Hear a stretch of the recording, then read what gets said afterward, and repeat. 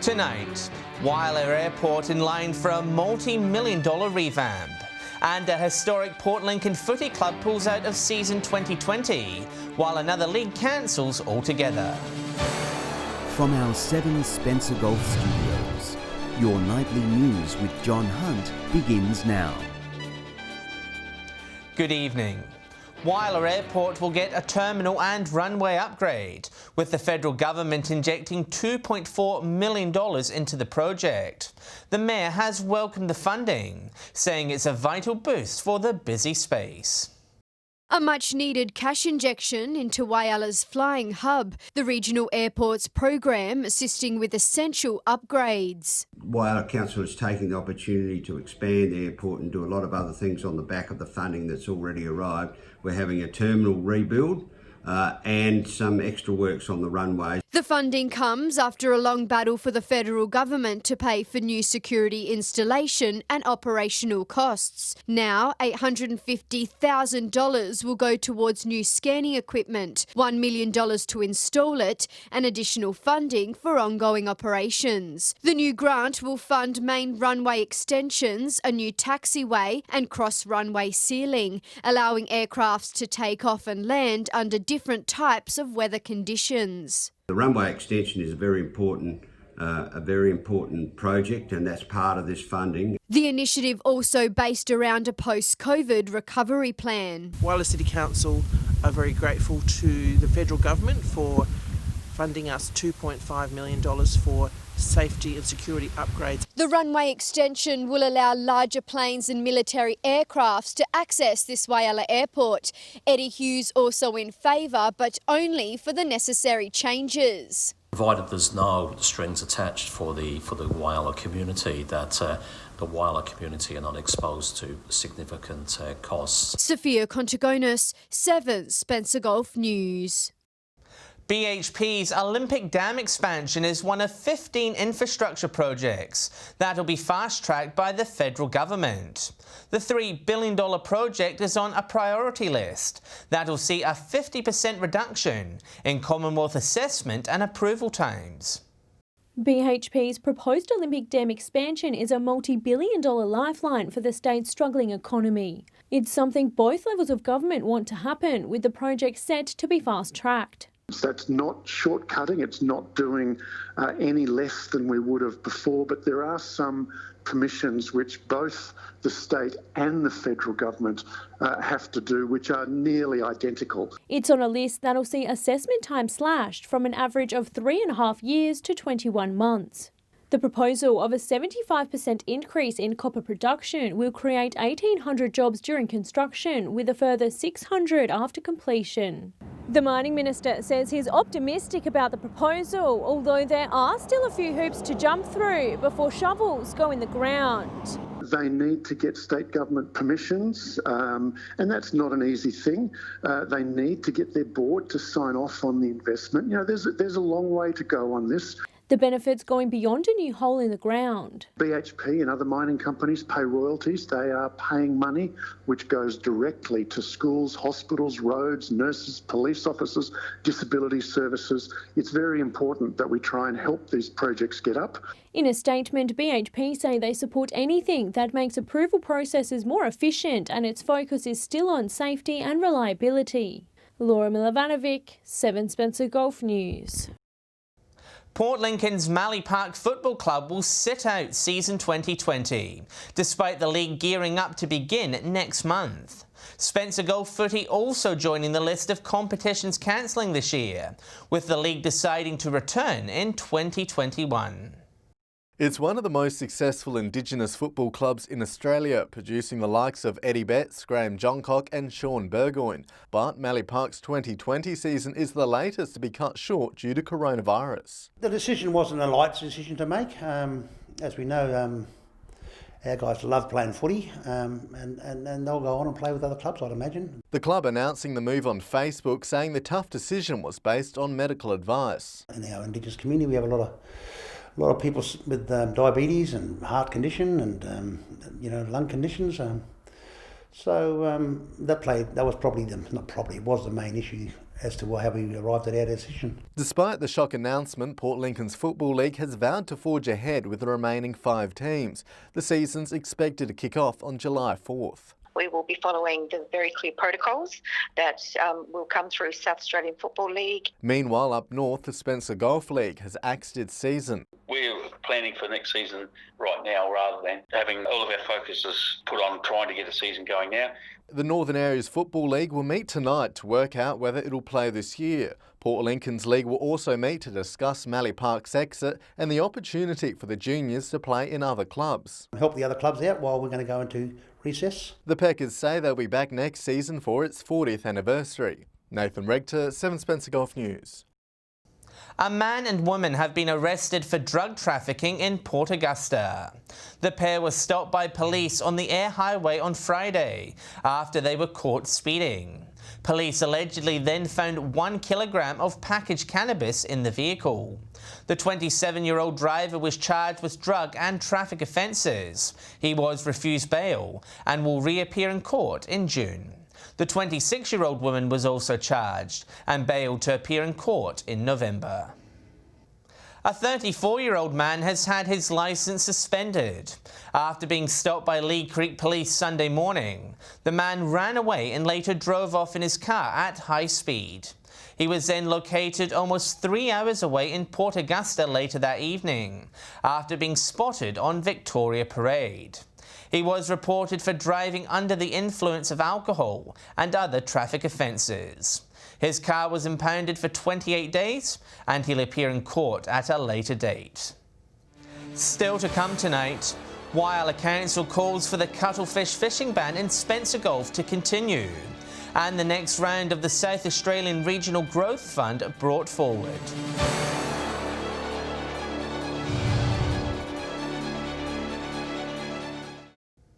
Welcome back.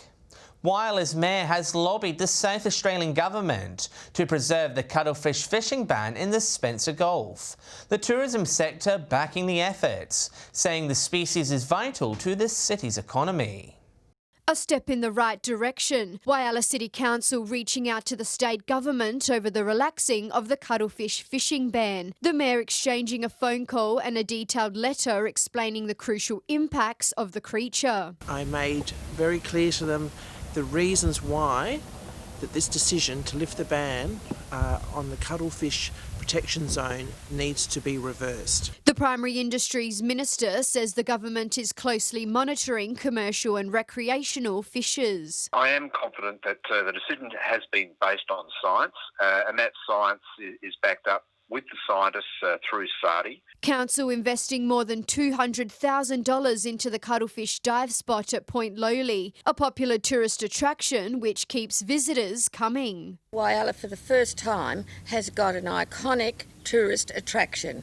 I mean, even in the cold weather last Sunday, there was over 150 divers. I believe it's our responsibility to protect the giant cuttlefish aggregation here to the waters of Whyalla. Experts say while this year's aggregation is one of the largest in years, it's next year's cuttlefish most at risk. This year we dodged a bullet because the cuttlefish arrived before that protection was removed. But fishermen are now targeting the species. Sophia Contagonis, 7 Spencer Gulf News. A 27-year-old Blakeview man has lost his licence for 6 months after being caught speeding on the Augusta Highway at Bungama Saturday evening. Patrols pulled over the motorist just before 5 after clocking him doing 145 kilometres per hour in a 100 zone. He was also issued with a $1,718 fine and 9 demerit points. A 32-year-old man from Risdon Park has received a fine and a driving ban after being caught speeding 60 kilometres over the legal limit on Sunday. Just before 1 p.m, patrols detected him on the Air Highway at Iron Knob, travelling 171 in a 110 zone. The man has had his licence suspended for 6 months and was also issued with a $1,700 fine. And a 32-year-old Adelaide man was caught excessively speeding near Cowell over the weekend. Cleve Police were conducting speed detection on Lucky Bay Road just before 5:30 Friday afternoon. The black sedan was caught travelling 158 in a 100 zone, nearly 60 kilometres over the legal limit. He was issued with an instant 6-month driving ban and a $1,700 fine. The next round of South Australia's Regional Growth Fund has been brought forward as COVID-19 restrictions begin to lift. Grants of up to $2 million are on offer as the state government looks to jumpstart the economy. An encouraging form of help as regional businesses navigate a post-restriction world. I welcome this one here because it now allows the individual businesses who want to actually expand to be able to apply for this. The South Australian government putting the cash on the table to the tune of $15 million, saying regional communities need immediate support. Well, any business can apply as long as it's there for economic growth and creating jobs. The scope for the fund is from $50,000 up to $2 million. The member for Frome backing the program, saying a wide range of businesses will benefit. Range of industries from retail, from opportunities for manufacturing and things like that. This is open to anyone. So I look, certainly it's welcome news. He's already encouraging businesses in his electorate to apply. 7 or 8, come to think of it, that would be eligible to now apply for this. And if they apply for this and they are successful, that could create over 300 jobs between those people. Those interested are encouraged to visit the PIRSA website. The Regional Growth Fund link, and that will give them the relative information. And it really is an opportunity for any regional business. Shari Hams, 7 Spencer Gulf News. Stay with us. Preschool enrolment's now open in South Australia. And we meet the Port Augusta man giving back to the community.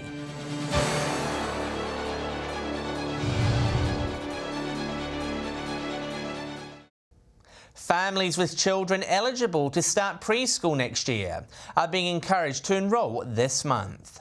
Port Perry's community kindergarten staff say early learning is critical for the best possible start in life. Bursting with energy, these little ones grapple for their favourite activities.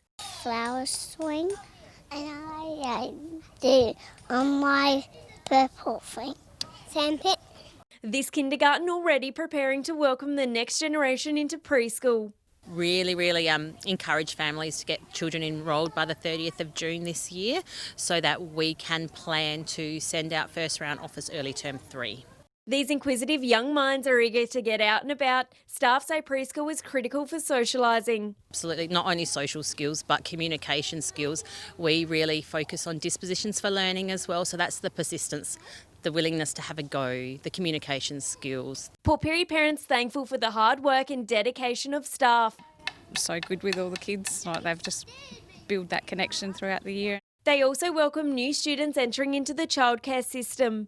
We've got our Facebook group and, just yesterday Ruby brought an extra jacket home and I was able to say on there, look, I've got this jacket, I'll wash it up and have it ready for Monday. Staff also supporting families through the coronavirus restrictions. In different ways, there's a lot more messenger conversations or phone calls and things like that to provide those interactions with families. But the children probably wouldn't recognise any differences, as in their environment's still the same. Shari Hams, 7 Spencer Gulf News. Regional ambulance services in South Australia will receive a major funding boost to help evacuate early coronavirus cases in remote communities. The $1 million package increasing the state's aeromedical capacity.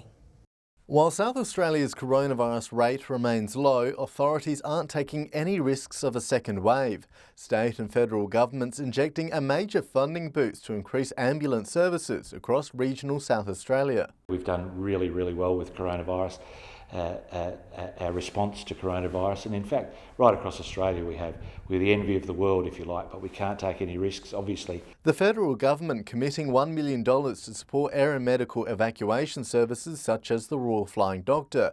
RFDS responds to an average of 1,000 call-outs across Eyre Peninsula each year, with several of those related to coronavirus patients in the past 3 months. And in support of remote and rural and Indigenous communities. The South Australian Government also coming to the table with an $883,000 boost for the community paramedic program. The paramedic service has provided a conduit, if you like, between community and primary health care and has really filled a niche. The funding set to last into next year as residents are reminded not to get complacent. We need to keep in place social distancing, keep in mind our responsibilities, and hopefully, touch wood, will put the chance of a second wave at bay. Nathan Regter, 7 Spencer Golf News. For many children in Port Augusta, the kindness of a stranger has helped them get onto a bicycle to call their own. David Shorty Harris spends his days refurbishing old bikes and says it's all for the smiles. It all started with one bike. Now Shorty has restored 71 bikes and counting. All because one kid said his mum wouldn't buy him a bike because his father rather buy a carton of beer, and that put tears in my eyes. He spends his days in his front garden working on a variety of bikes for kids of all ages in his wheelchair. What started as a hobby has now become his passion. I can't do anything else. I can't run, walk. I can sit down and do some work here. That's so just turned out nice. I love it. His workstation filled with nuts and bolts, with each bike taking hours of work. Shorty hasn't lost his touch, with people from across town coming to him for help. I stress to myself, when the bike leaves here, A, it's got a bell on it. B, like those, it's got good brakes, new tyres and tubes. The work all off his own back, with the money made from his bikes going directly into helping get another set of wheels onto the footpath. If they give me a donation, well, it goes straight. Every 10 cents goes back on the bike, not in my pocket. I'll add some to it, if I got it, and we'll buy the parts for the kids. And most of all, he loves the joy it brings to the children. Every morning he goes past, I put an extra bell on his and a flag, and he rings the bell and he waves. He says, it's still clean. That makes me feel good. Laura Milovanovic, 7 Spencer Golf News. Stay with us after the break. We check the day's finance news, and we'll have the weather details with Britt.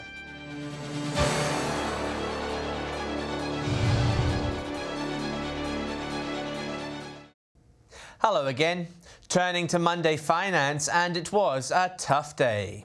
BHP slumped 2% despite Olympic Dam's expansion securing government fast-tracking.